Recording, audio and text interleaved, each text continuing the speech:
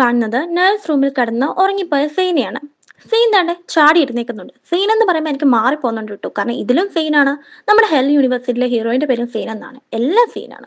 അപ്പൊ നമുക്ക് നമ്മുടെ ഹീറോ ഇവിടുന്ന് ചാടി ഇരുന്നേക്കുന്നുണ്ട്. അവൻ പെട്ടെന്ന് നോക്കുമ്പോഴത്തേനും അവിടെ ഒരു ലെറ്റർ, അതായത് നമ്മുടെ താര എഴുതിയ ലെറ്റർ അവൻ കാണുന്നുണ്ട്. നീ നല്ല ഉറക്കമായിട്ട് നിന്നെ ഉണർത്താൻ ഞാൻ നിന്നില്ല. ഞാൻ ഏതായാലും നിതിന്റെ കൂടെ വീട്ടിൽ പോയിട്ടോന്ന്. ഇത് കാണുന്ന ഇവന് നല്ല ദേഷ്യം വരുന്നുണ്ട്. ഇവൻ ഓൾറെഡി ഇവളോട് പറഞ്ഞതാണ് ഇവ കൊണ്ടുവിട്ടോളാം എന്ന്. ഇത് കേൾക്കാതെ ഇവള് പോയെന്നോർത്ത് ഇവൻ ദേഷ്യപ്പെട്ട് എഴുന്നേറ്റ് വന്ന് ഇവന്റെ ഫോൺ എടുത്ത് ഇവന്റെ ഒരു അസിസ്റ്റന്റായ ബോബിയോട് ഇവളുടെ വീടിന്റെ അഡ്രസ്സ് തെരഞ്ഞു പിടിക്കാൻ പറയുന്നു. അങ്ങനെ ബോബി അഡ്രസ്സ് തെരഞ്ഞ് ഇവന്റെ കൊടുക്കുന്നുണ്ട്. അങ്ങനെ സെയിന് നമ്മുടെ താരയുടെ വീട്ടിലെത്തുവാണ്. ഷാലുമയാണ് അവന് ഡോറ് തുറക്കുന്നത്. നീ ആരാണെന്ന് ചോദിക്കുമ്പോഴത്തേനും സെയിൻ അവന്റെ പേര്, അവന്റെ ഹൈറ്റ്, അവന്റെ വെയിറ്റ്, ഈ കാര്യങ്ങളെല്ലാം അവരോട് പറഞ്ഞു കൊടുക്കുന്നുണ്ട്.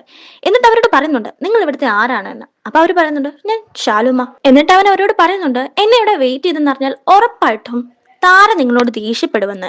ഓക്കെ, അപ്പൊ ഷാലുമയോട് പറയുന്നുണ്ട് എന്നെ ഇവിടെ വെയിറ്റ് ചെയ്തെന്ന് പറഞ്ഞാൽ താര ഉറപ്പായിട്ടും നിങ്ങളോട് ദേഷ്യപ്പെടുമെന്ന്. ഇത് കേൾക്കുന്ന ഷാലുമ ഇവനെ അകത്ത് കയറ്റിയിരുത്തുന്നു. അവിടെ ഒരു ആപ്പിൾ എടുത്ത് ഇവൻ കഴിക്കുന്നുണ്ട്. എന്നിട്ട് ഇവൻ ചോദിക്കുന്നുണ്ട് എവിടെ താര എവിടെ, അവളെ കണ്ടില്ലല്ലോ എന്ന്. അപ്പൊ അവര് പറയുന്നുണ്ട് താര മുകളിലുണ്ട്. പിന്നെ അവർ ചോദിക്കുന്നുണ്ട് എന്താ മോനെ നിന്റെ വീട്ടുകാർ മുതിർന്നവരോട് എങ്ങനെ പെരുമാറണമെന്ന് നിന്നെ പഠിപ്പിച്ചു തന്നിട്ടില്ലേ എന്ന്. അപ്പോഴാണ് താര ഇറങ്ങി വരുന്നത്.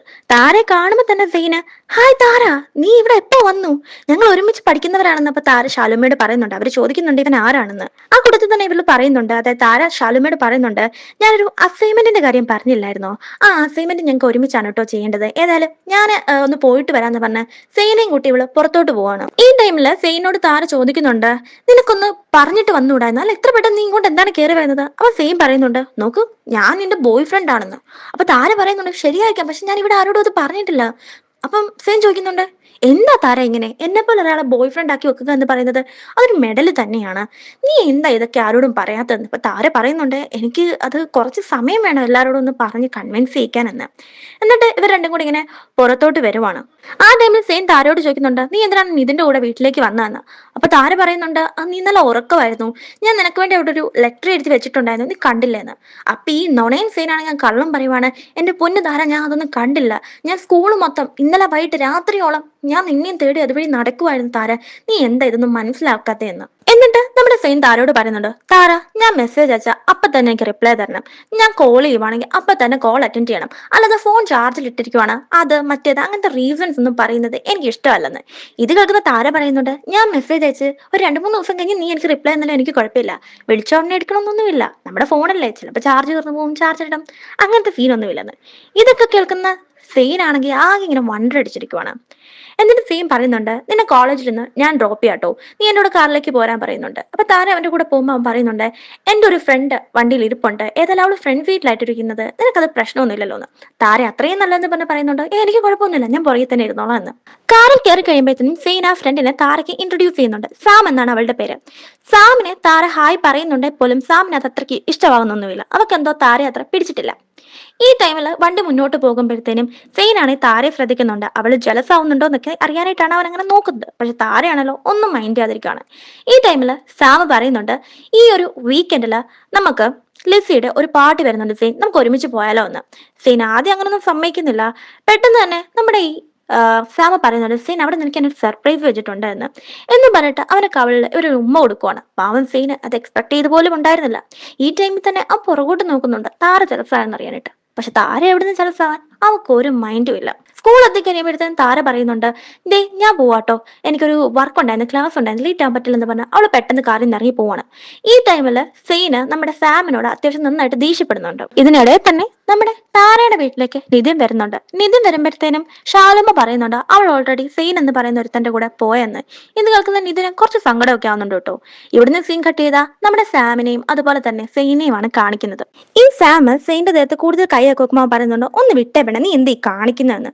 അപ്പം നമ്മുടെ സാം ഭയങ്കര സങ്കടത്തോടെ ഇവനോട് ദേഷ്യപ്പെടുന്നുണ്ട്. എന്താണ് ഇത്ര പെട്ടെന്ന് നിനക്കൊരു മാറ്റം വന്നിരിക്കുന്നത്, നീ എന്താ ഇപ്പൊ പറയുന്നത്, നിനക്കിപ്പൊ എന്നെ ഒരു ശല്യമായിട്ട് തോന്നുന്നുണ്ടോന്ന്. അപ്പൊ അവൻ പറയുന്നുണ്ട് ഇറങ്ങിപ്പോടി എന്റെ കാറിൽ നിന്ന്. അവൾ പെട്ടെന്ന് തന്നെ കാറിന്റെ ഡോർ ആഞ്ഞടിച്ചിട്ട് ഇറങ്ങിപ്പോകുന്നുണ്ട്. ഇതൊക്കെ കാണുന്ന സെയിം പറയുന്നുണ്ട് എന്റെ കാറല്ലേ, ഇവളെന്തിനാണ് ഇത്ര ആഞ്ഞടയ്ക്കുന്നതെന്ന്. എന്റെ സെയിൻ ഓർക്കുന്നുണ്ട് എന്തുകൊണ്ടായിരിക്കാം താര ഒരു റിയാക്ഷനും ഇല്ലാതിരുന്നത്. അവൾ എന്താ ജലസ് ആവാഞ്ഞത്, അവൾ ശരിക്കും ചിരിക്കുകയായിരുന്നു, അത് അവൾ ആക്റ്റീവ് ആയിരുന്നു. ഓ, ഒന്നും പിടി കിട്ടുന്നില്ലല്ലോ എന്ന്. ഇവിടുന്ന് സീൻ കട്ടിയത് നമ്മൾ കാണുന്നത് ക്ലാസ് റൂമിലേക്ക് പോകുന്ന നമ്മുടെ താരയുടെ ഫോണിലേക്ക് നിതിന്റെ മെസ്സേജ് വരുന്നതാണ്. കോർട്ട്യാർഡിൽ വെച്ച് കാണാമെന്ന് പറഞ്ഞ് ലഞ്ച് ടൈമിൽ കാണാമെന്ന് പറഞ്ഞ് നിതിൻ മെസ്സേജ് അയക്കുന്നുണ്ട്. അങ്ങനെ ക്ലാസ്സിലിരുന്ന് ക്ലാസ് ഒക്കെ അവസാനിക്കുന്നതിന് ജസ്റ്റ് മുമ്പ് തന്നെ താര ക്ലാസ്സിൽ നിന്ന് ഇറങ്ങുന്നുണ്ട് നിതിനെ കാണാനായിട്ട്. നിതിൻ താരയോട് ചോദിക്കുന്നുണ്ട്, എന്റെ പൊന്നു താര, നീ എന്താണ് ഈ കാട്ടിക്കൂട്ടുന്നതെന്നൊക്കെ. അപ്പൊ താര ചോദിക്കുന്നുണ്ട്, എന്ത് കാട്ടിക്കൂട്ടുന്നെന്ന? സെയിനെ കുറിച്ചാണോ? അവനെ എനിക്ക് ഭയങ്കര ഇഷ്ടമാണ്. അപ്പം നമ്മുടെ നിതിൻ പറയുന്നുണ്ട്, എന്റെ പൊന്നു താര, എനിക്ക് കാര്യമൊക്കെ അറിയാം, നിനക്ക് അവന് നല്ല വെറുപ്പാണ്, പെട്ടെന്ന് അവിടെ നീ ഇഷ്ടം പൊട്ടി മുളച്ചെന്ന് ചോദിക്കുമ്പോൾ നമ്മുടെ താര പറയുന്നുണ്ട്, അത് നീ കേട്ടിട്ടില്ലേ, ഈ കിട്ടാത്ത മുന്തിരി പുളിക്കുമെന്നൊക്കെ. അതാണ്, അല്ലാതെ എനിക്ക് അവനോട് നേരത്തെ വെറുപ്പൊന്നുമില്ല, എനിക്ക് അവനെ ഭയങ്കര ഇഷ്ടമായിരുന്നു. ഇതൊക്കെ കേൾക്കുന്ന നിതിൻ പറയുന്നുണ്ട്, നിനക്ക് സെയിനെ കുറിച്ച് അറിയാഞ്ഞിട്ടാണ്. അവനൊരു വൃത്തിയുടെ സ്വഭാവം ഉള്ളവനാണ്, അവനെ നീ ഒന്ന് സൂക്ഷിക്കുന്നത് നല്ലതാണ്. എന്ത് പറഞ്ഞാണ് അവൻ നിന്നെ അവന്റെ പക്ഷത്താക്കിക്കുന്നതെന്ന് എനിക്കറിയില്ല. But be careful. അവനല്ല നിന്നെ എന്തെങ്കിലും ചെയ്യുമല്ലോ ചെയ്തു ചോദിക്കുമ്പോഴത്തേനും താര പറയുന്നുണ്ട്, അവൻ അങ്ങനൊന്നുമല്ല, അവൻ നല്ലൊരു ആളായിട്ടാണ് എനിക്ക് പേഴ്സണലി ഫീൽ ചെയ്തതെന്ന്. ഈ ടൈമിലാണ് സെയിൻ അങ്ങോട്ട് വരുന്നത്. സെയിനാണെങ്കിൽ നിതിനെ കാണുമ്പോൾ തന്നെ ചൊറിഞ്ഞു കയറുന്നുണ്ട്, കാരണം കഴിഞ്ഞ ദിവസം നല്ലൊരു ഇടി കിട്ടിയതല്ലേ. അങ്ങനെ സെയിൻ താരയുടെ കൈ പിടിച്ച് ഇങ്ങോട്ട് വലിക്കുവാണ്. ഇപ്പുറത്താണെങ്കിൽ നിതിനും. അപ്പൊ താര നിതിനോട് പറയുന്നുണ്ട്, നിതിനെ കുഴപ്പമില്ല, നീ വിട്ടേക്കാൻ പറയുമ്പോഴത്തേനും സെയിം പറയുന്നുണ്ട്, കേട്ടില്ലടാ, വിട്ടേക്കാൻ അവള് തന്നെ പറഞ്ഞില്ലേ, പിന്നെ നിനക്ക് കൈവിട്ട എന്താ പ്രശ്നം എന്ന് പറഞ്ഞാൽ അവളെയും വലിച്ചോണ്ട് അവൻ അവിടുന്ന് പോവുകയാണ്. ഇപ്പുറത്ത് എത്തിക്കഴിയുമ്പോഴത്തേനും സെയിം താരയോട് പറയുന്നുണ്ട്, ഞാൻ ഓൾറെഡി നിന്നോട് പറഞ്ഞിട്ടുണ്ട് ഈ നിതിന്റെ കൂടെ അവിടെ ഇവിടെ പോയി നിൽക്കില്ലെന്ന്. മറ്റുള്ളവർ കണ്ട എന്ത് വിചാരിക്കും, നീ എന്നെ ചീറ്റ് ചെയ്യുവാന്നല്ലേ അവർ പറയുള്ളൂ എന്ന്. ഇതൊക്കെ താര പറയുന്നുണ്ട്, ചീറ്റിങ്ങോ? അവർക്കെല്ലാം അറിയാം ഞാനും നിതിനും നല്ല ഫ്രണ്ടാണ്. പിന്നെ സെയിം പറയുന്നുണ്ട്, ഞാൻ ഓൾറെഡി പറഞ്ഞായിരുന്നു ഞാൻ കോള് വിളിച്ച അപ്പൊ തന്നെ എടുക്കണമെന്ന്. അപ്പം നമ്മുടെ താര ഇരിക്കുന്നുണ്ട്, നീ വിളിച്ചോ എപ്പോന്ന് പറഞ്ഞ അവള് കോള് നോക്കുമ്പോഴത്തേനും 16 മിസ് കോൾസ് ആണ് അവൻ അടുപ്പിച്ചിരിക്കുന്നത്. ഇത് കാണുന്ന താര സെയിനോട് സോറി ഒക്കെ പറയുന്നുണ്ട്. അവരോട് സെയിം പറയുന്നുണ്ട്, അല്ല കാറി വെച്ച് അവൾ അങ്ങനെയൊക്കെ കാണിച്ചിട്ടും നീ എന്താ ജലസാവാഞ്ഞെന്ന്. അപ്പം താര ചോദിക്കുന്നുണ്ട്, ഞാൻ എന്തിനും ജലസാവണം? ഇത് കേൾക്കുന്ന സെയിനോട് താര ചോദിക്കുന്നുണ്ട്, എന്തേ ഞാനും ഇതിനും തമ്മിൽ സംസാരിക്കുന്ന കണ്ടിട്ട് നീ ജലസായോ എന്ന് പറഞ്ഞ. ഇങ്ങനെ അങ്ങോട്ടും ഇങ്ങോട്ടും ചോദിച്ച് പരസ്പരം അവർ രണ്ടും കൂടെ ടീസ് ചെയ്യുവാണ്. ഈ ടൈമിൽ തന്നെ സെയിം താരയോട് പറയുന്നുണ്ട്, അതായത് ഇന്ന് എന്റെ കൂടെ നീ ലഞ്ചിന് വരണം. അപ്പൊ താര പറയുന്നുണ്ട്, എനിക്ക് ക്ലാസ് ഉണ്ട് എന്ന്. ഇത് കേൾക്കുന്ന സെയിം പറയുന്നുണ്ട്, ഓൾറെഡി നീ ക്ലാസ് കട്ട് ചെയ്യുമെന്ന് ഞാൻ പ്രൊഫസറോട് പറഞ്ഞിട്ടുണ്ട്, പിന്നെ നിനക്ക് നോട്ട്സ് ഒക്കെ നിന്റെ ഫ്രണ്ട്സ് അയച്ചു തരുന്നു എന്ന് പറഞ്ഞ് അവളെയും കൂട്ടിക്കൊണ്ട് അവൻ ലഞ്ചിന് പോവാണ്. ലഞ്ചിന് എത്തിക്കഴിയുമ്പോൾ തന്നെ അവിടുത്തെ വെയിട്രസിന് നമ്മുടെ സെയിന് മേലെ കണ്ണുണ്ട്, പക്ഷെ അവൻ അവളെ നോട്ടീസ് ചെയ്യുന്ന പോലും ഇല്ല. ഈ ടൈമിൽ താഴെ നമ്മുടെ സെയിനോട് ഇങ്ങനെ ചോദിക്കുന്നുണ്ട്, അല്ല അവള് കുറെ നേരമായിട്ട് നിന്നെ നോക്കി ചിരിക്കുന്നുണ്ട്, എന്നാൽ നീ തിരിഞ്ഞു നോക്കുക പോലും ചെയ്തില്ല. പക്ഷെ ഇതൊക്കെ കണ്ടിട്ട് നീ ഇവിടെ എന്തോ സെറ്റപ്പ് ചെയ്ത് വെച്ചേക്കുന്ന പോലെ എനിക്ക് ഫീൽ ചെയ്യുന്നുണ്ട്. അപ്പോഴത്തേനും അവൻ പറയുന്നുണ്ട്, ഏയ് അത് സർവ്വസാധാരണമാണ്, ഇത്രയും സുന്ദരനായ എന്നെ കാണുമ്പോഴത്തേനും ഏതായാലും പെണ്ണുങ്ങളൊക്കെ ഇങ്ങനെ നോക്കി പോകുമെന്ന്. അങ്ങനെ അവർ സംസാരിച്ചുകൊണ്ടിരിക്കുമ്പോഴാണ് സ്റ്റെല്ല അങ്ങോട്ടേക്ക് വരുന്നത്. സ്റ്റെല്ലയെ കാണുമ്പോൾ തന്നെ സെയിന് ഹായ് പറയുന്നുണ്ട്, സ്റ്റെല്ല തിരിച്ചും പറയുന്നുണ്ട്. എന്നിട്ട് സ്റ്റെല്ലയോട് നീ ഒറ്റയ്ക്കാണോ വന്നതെന്ന് ചോദിക്കുമ്പോഴത്തേനും സ്റ്റെല്ല പറയുന്നുണ്ട്, അതെ ഞാൻ ലഞ്ചിനായിട്ട് വന്നതാ, നീ എന്താ വരുന്നു എന്ന് ചോദിക്കുമ്പോൾ സെയിം പറയുന്നുണ്ട്, ഇല്ല ഞാൻ താരയുടെ കൂടെ വന്നതെന്ന്. എന്നിട്ട് താര അവൾക്ക് ഇൻട്രൊഡ്യൂസ് ചെയ്ത് കൊടുക്കുന്നുണ്ട്, ഇതെന്റെ ഗേൾ ഫ്രണ്ട് ആണ്. ഇത് കേൾക്കുന്ന സ്റ്റെല്ല അങ്ങ് വല്ലാണ്ടാവുന്നുണ്ട്. അവൾ ചോദിക്കുന്നുണ്ട്, നീ അങ്ങനെ ആരെയും ഗേൾ ഫ്രണ്ട് ആണെന്ന് പറഞ്ഞ് ഇൻട്രൊഡ്യൂസ് ചെയ്യിക്കാറില്ലല്ലോ, എന്ത് പറ്റി, ഇത് ആദ്യമായിട്ടാണല്ലേ എന്ന് പറഞ്ഞ് അവൾ അവിടുന്ന് പോവാണ്. ഈ ടൈമിൽ സെയിം തന്നെ താരയോട് പറയുന്നുണ്ട്, ഇതൊക്കെ കേൾക്കുമ്പോൾ ഏതായാലും ഏതൊരു പെണ്ണിനും ഇതൊക്കെ ഒരു സെറ്റപ്പാന്ന് തോന്നിയിരിക്കും. പെട്ടെന്ന് ഒരാൾ വരുന്നു, എന്നെ കുറിച്ച് ഇങ്ങനെ പൊക്കി പറയുന്നു, നിന്റെ ഭാഗത്ത് തെറ്റൊന്നും ഇല്ലെന്ന് പറയുമ്പോൾ തന്നെ അവിടെ വെയിട്രസ് ആരോ ആയിട്ട് ഇടിച്ച് അവളുടെ സാധനമൊക്കെ താഴെ പോകുന്നുണ്ട്. പിന്നെ വേറൊരാൾ വന്നിട്ട് ഇവർ ഓർഡർ ചെയ്ത ഫുഡില്ലേ അത് ഇവർക്ക് ഡെലിവറി ചെയ്യുന്നുണ്ട്. ഈ ടൈമിൽ താര ആകെ വല്ലാണ്ടാവുകയാണ്. അവക്ക് സാലഡും ഇവനാണെങ്കിൽ പാസ്തയുമാണ് ഇവൻ ഓർഡർ ചെയ്തത്. താര ഇവനോട് പറയുന്നുണ്ട്, ഞാൻ ഡയറ്റിലൊന്നുമല്ല, ഞാൻ രാവിലെ ഒന്നും കഴിച്ചിട്ടില്ല, ആ കൂട്ടത്തിൽ ചെയ്തോ, എനിക്കിത് വേണ്ട, ഞാൻ ഇത് മാറ്റിയെടുക്കുമെന്ന് പറഞ്ഞ് വെയിട്രസിന് ഇത് തിരിച്ചു കൊടുത്തിട്ട് അവള് ചിക്കൻ ഓർഡർ ചെയ്യുവാണ്. ഈ ടൈമിൽ സെയിൻ ഇവളോട് ചെറുതായിട്ട് ഒരു ഇഷ്ടമൊക്കെ തോന്നുന്നുണ്ട്. അതായത് മറ്റുള്ള പെൺകുട്ടികളെ പോലല്ല, ഇവളായിട്ട് തന്നെയാണ് ഇവന് ചുറ്റും ഇരിക്കുന്നത്. ഇവൻ പറയുന്നുണ്ട്, ഞാൻ നിനക്ക് ചുറ്റും ഭയങ്കര കംഫർട്ടബിൾ ആണെന്ന്. ഒരു സൈഡില് ഇവർ രണ്ടുപേരും നല്ല ചിരിച്ച് കളിച്ചിരിക്കുമ്പോൾ തന്നെ ഇപ്പുറത്തെ സൈഡില് ഒരു പാരലൽ വേൾഡ് നമ്മളെ കാണിക്കുവാണ്. അതായത് ഇവർ തമ്മിൽ പരസ്പരം ഇന്ന് ചെസ് കളിക്കുന്നത്. കാരണം രണ്ടു കൂട്ടരുടെയും നല്ല കിടുക്കൻ അഭിനയമാണല്ലോ. പിന്നെ നമ്മൾ കാണുന്നത് തിരിച്ചു പോകാൻ നേരം സെയിം താരയോട് ചോദിക്കുന്നതാണ്, എങ്ങനെയുണ്ടായിരുന്നു നിന്റെ ഫസ്റ്റ് ഡേറ്റ് എന്ന്. അപ്പൊ താര പറയുന്നുണ്ട്, എന്റെ വയറ് നന്നായിട്ട് നിറഞ്ഞു എന്ന്. എന്നിട്ട് അവൾ പറയുന്നുണ്ട്, ഞാൻ വിചാരിച്ചാലും രസം ഉണ്ടായിരുന്നു കേട്ടോ, നിന്റെ കൂടെ സംസാരിച്ചിരിക്കാനൊക്കെ ഒരു രസമൊക്കെ ഉണ്ടെന്ന് അവള് പറയുവാണ്. അങ്ങനെ ഇവർ രണ്ടുപേരും കൂടെ പരസ്പരം എന്തോ എടുക്കാനായിട്ട് ബാക്ക് സീറ്റിലോട്ട് താരയുടെ വീടെത്തി തിരിയുമ്പോഴത്തേനും അറിയാതെ താരയുടെ ചുണ്ടും ഇവന്റെ കവളും കൂടെ കൂട്ടിമുട്ടുന്നുണ്ട്. താരയാണെങ്കിൽ പെട്ടെന്ന് അങ്ങ് ഓക്കോർഡായി പോകുന്നുണ്ട്. അവൾ അവിടെ നിന്ന് ഇറങ്ങി ഓടുന്നുണ്ട്. എന്നിട്ട് അവൾ ചിന്തിക്കുന്നുണ്ട്, അവനതൊരു കിസ്സായിട്ട് കരുതി കാണുമോ, ഞാൻ എന്ത് പരിപാടിയാണ് കാണിച്ചതെന്ന്. ഇപ്പഴത്താണെങ്കിൽ സെയിനും കൺഫ്യൂഷനിലാണ്. ഈ താര അഭിനയിക്കുവാണോ, ഒന്നും മനസ്സിലാവുന്നില്ലല്ലോ. സെയിനെ നീ സൂക്ഷിക്കണം, ഒരിക്കലും നീ അവളുടെ കളിയിലെ ഒരേരയായിട്ട് മാറാൻ പാടില്ല, കാരണം അവളെയും കൊണ്ട് നീയാണ് കളിക്കുന്നത് എന്ന്. രണ്ടുപേരും അങ്ങോട്ടും ഇങ്ങോട്ടും പരസ്പരം പ്ലാൻ ചെയ്തിട്ട് ഫുള്ള് കൺഫ്യൂഷൻ അടിച്ച് പോവാണ്. ഈ ടൈമിലാണ് സീന ആരെ കുറിച്ച് പറയുന്ന ഒരു കോൾ അവന് വരുന്നത്. അവൻ പറയുന്നുണ്ട് അവന്റെ പേര് പോലും എനിക്ക് കേൾക്കണ്ട, ഞാൻ ഒരിടത്തോട്ടും വരുന്നില്ല എന്ന്. ഈ ടൈമിലാണെങ്കിൽ നമ്മുടെ താര നോക്കുമ്പോഴത്തേനും കൗശി ഓൾറെഡി അവളുടെ വീട്ടിൽ വന്നിട്ടുണ്ട്. കൗശിയെ കാണുമ്പോൾ തന്നെ താരയാണെങ്കിൽ ആകെ എന്തോ പോലെ ആവുന്നുണ്ട്. അപ്പൊ ഷാലുമ്മ ചോദിക്കുന്നുണ്ട്, ആ എന്താ നിങ്ങൾ സംസാരിക്കുന്നത്? എന്നിട്ട് അവര് തന്നെ പറയുന്നുണ്ട്, ഓ അസൈൻമെന്റിന്റെ കാര്യമായിരിക്കും അല്ലേ. അപ്പൊ ഒരു റീസണും പറയാനില്ലാന്ന് താരയ്ക്ക് ഒരു റീസൺ അവര് തന്നെ ഇട്ട് കൊടുത്തു, അസൈൻമെന്റിന്റെ കാര്യം. എന്നിട്ട് ഇവർ രണ്ടുപേരും മുറിയിലേക്ക് കയറി പോവാണ്, താരയുടെ റൂമിലേക്ക്. ഇതേ സമയം തന്നെ കൗശി വന്ന് താരയോട് ചോദിക്കുന്നുണ്ട്, എന്താ താര നീ ഇങ്ങനെയൊക്കെ കാട്ടിക്കൂട്ടുന്നതെന്ന്. അപ്പൊ താര പറയുന്നുണ്ട്, എല്ലാവർക്കും സൈന ഇഷ്ടമില്ലേ, എനിക്ക് ഇഷ്ടമാണ്. അപ്പോഴത്തേനും താരയോട് കൗശി ചോദിക്കുന്നുണ്ട്, നീ എല്ലാരെയും പോലെ ആയിരുന്നു എന്ന്. അപ്പൊ താര പറയുന്നുണ്ട്, നീ തന്നെ അല്ലേ എന്നോട് പറഞ്ഞത് ഒന്ന് പ്രണയിച്ചു നോക്ക്, നല്ല രസമാണ്, നീ അതല്ലേ ചെയ്തതെന്ന്. അപ്പൊ കൗശി പറയുന്നുണ്ട്, അതിന് ഇങ്ങനത്തെ പരിപാടിയൊക്കെ നീ കാട്ടിക്കൂട്ടണമായിരുന്നു എന്ന്. പിന്നെ നമ്മൾ കാണുന്നത് സൈന ഒരു ബാറിലേക്ക് വരുമ്പോഴത്തേനും അവിടെ ജഗദീഷ് നിൽക്കുന്നതാണ്. അവന്റെ പേര് ജഗ്. ഇവർ രണ്ടുപേരും ചെറുപ്പം തൊട്ട് ബെസ്റ്റ് ഫ്രണ്ട്സ് ആണ്. പക്ഷെ 3 വർഷം മുമ്പ് സൈനോട് പറയാതെ തന്നെ ഇവൻ ഫ്രാൻസിലോട്ട് പോയി. ആ ഒരു ദേഷ്യം ഇവനോട് ഇപ്പോഴും സെയിൻ ഉണ്ട് കേട്ടോ. അങ്ങനെ ജഗ് നമ്മുടെ സൈനോട് ചോദിക്കുന്നുണ്ട്, എന്താടാ പഴയതുപോലെ നീ വീണ്ടും എന്നോട് ദേഷ്യത്തിലാണോ എന്ന്. വിട്ട് കളയടാന്ന് പറഞ്ഞ് ഇവരകത്തേക്ക് വരുമ്പോഴത്തേനും സെയിൻ ചോദിക്കുന്നുണ്ട്, നിനക്ക് ഒരു മാറ്റവും ഇല്ലല്ലോ എന്ന്. ഇപ്പുറത്താണെങ്കിൽ നമ്മുടെ താരയില്ലേ, അവളൊരു കഥ പറയുവാണ്.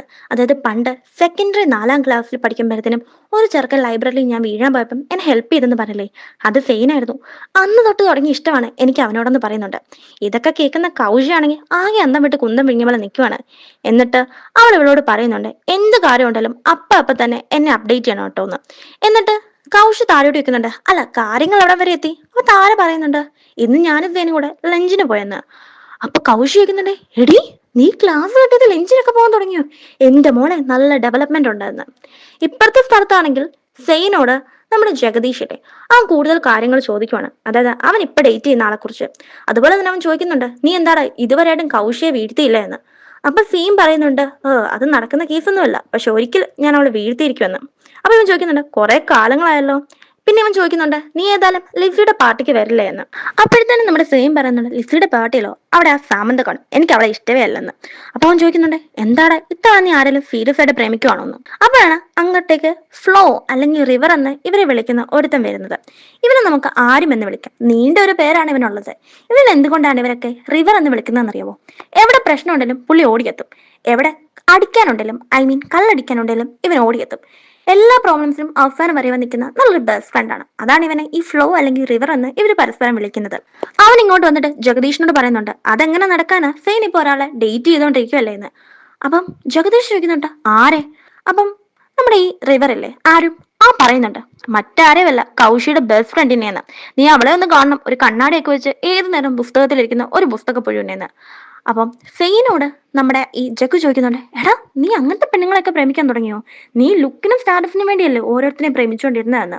അപ്പോഴത്തേനും സെയിം പറയുന്നുണ്ട്, അല്ല ഞാൻ അങ്ങോട്ട് പോയി പ്രപ്പോസ് ചെയ്തല്ല, അവൾ ഇങ്ങോട്ട് വന്ന് തന്നെ പ്രപ്പോസ് ചെയ്താണ്. അപ്പൊ സെയിനോട് ഈ ജഗദീഷ് ചോദിക്കുന്നുണ്ട്, പ്രപ്പോസ് ചെയ്ത ഉടനെ നീ അക്സെപ്റ്റ് ചെയ്യുമോ? എത്ര പ്രപ്പോസൽസ് ആണ് നീ റിജക്ട് ചെയ്ത് വിട്ടിരിക്കുന്നതെന്ന്.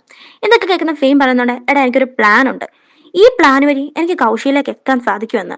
അപ്പൊ ജഗദീഷ് പറയുന്നുണ്ട്, ആ ഏതായാലും ആ പ്ലാൻ കഴിയുമ്പോഴത്തേനും മറ്റവളെ ഇല്ലേ ആ താരയെ അവളെ എനിക്ക് തന്നേക്കാൻ. അപ്പൊ ഇത് കേൾക്കുന്ന സെയിന് നല്ല ദേഷ്യം വരുന്നുണ്ട് കേട്ടോ. അവൻ ഇവനോട് ദേഷ്യപ്പെടുന്നുണ്ട്.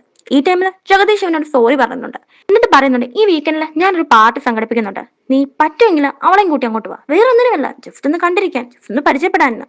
എന്നിട്ട് സെയിന് അവിടെ നിന്ന് എഴുന്നേറ്റ് പോവാണ്. റിവറും ജഗദീഷും കൂടെ പരസ്പരം അങ്ങോട്ടും ഇങ്ങോട്ടും ഇരുന്ന് സംസാരിക്കുന്നത് ഇവൻ കേൾക്കുന്നുണ്ട്. ഈ ജഗ് റിവറിനോട് ചോദിക്കുന്നുണ്ട്, നിന്റെ ജഡ്ജ്മെന്റ് വെച്ച് എത്ര റേറ്റിംഗ് അവക്ക് കൊടുക്കാന്ന്.